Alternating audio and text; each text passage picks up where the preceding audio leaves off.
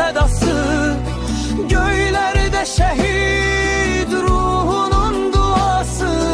Şuşanın başında tac oldu zəfər, her karış torpaqda min ölməz əskər.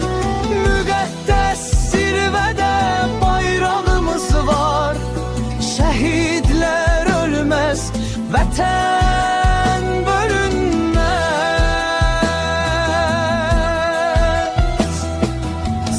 8 noyabr haqqın sədası, göylerde şehit ruhunun duası.